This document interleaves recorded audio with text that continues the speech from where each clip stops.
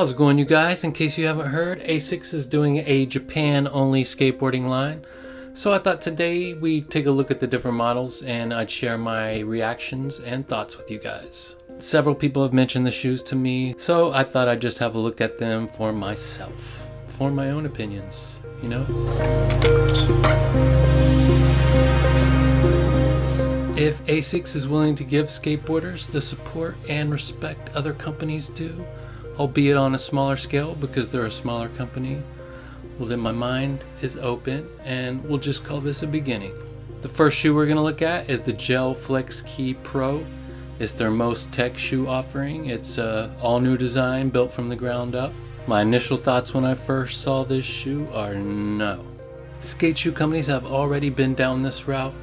When the upper has too many resin or rubber overlays, it just gets too busy.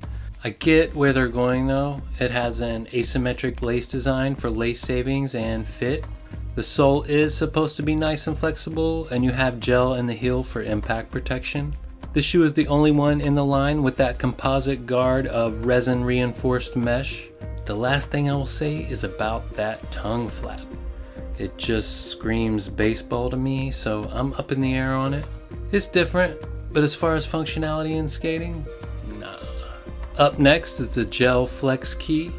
This is the same shoe as the Pro without that composite guard. I like this one a little better, but you really get a good look at that toe shape, and it's probably functional, but it would take me a while to get used to. Next shoe on the list is the Gel Flex Key Slip. My first thoughts are, okay, I can deal with this. Traditional slip-on shoe, but it's got some tech offerings. It's a lot of rubber and I'm still not sold on that outsole design, but it's the most palatable shoe we've looked at thus far. And the next shoe is the WT Pro, standing for double T, terrific and technique. That's what ASICS says anyway. My first thoughts are classic Etnies vibes. A more traditional silhouette, but both colorways offered doesn't help its cause for me personally. As far as tech, it mentions different harnesses on the insole to help with the center of gravity, and they mention holes being punched for board stability.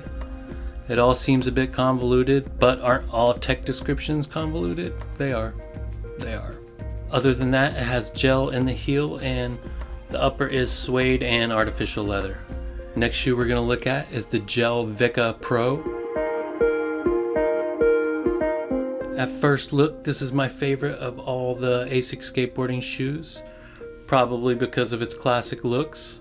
It's based on a training shoe, the Vecca from the 1980s. I thought when I first heard about ASICS making skateboarding shoes that they would lean more on the ASICS Tiger and Onitsuka designs, some of their heritage designs, like this kind of look. This is what I was expecting when I heard ASICS was making skateboarding shoes. It's got a one-piece suede upper and the same insole tech as the WT Pro. Next one on the list is the Gel Vecca Slip. It's not bad for a slip-on. It's got that classic suede upper with that resin toe cap. I definitely have to see it in person. I don't necessarily love that resin or rubber toe cap look, but again, I'd have to see it in person, feel it in my hands, see what it looked like on my foot.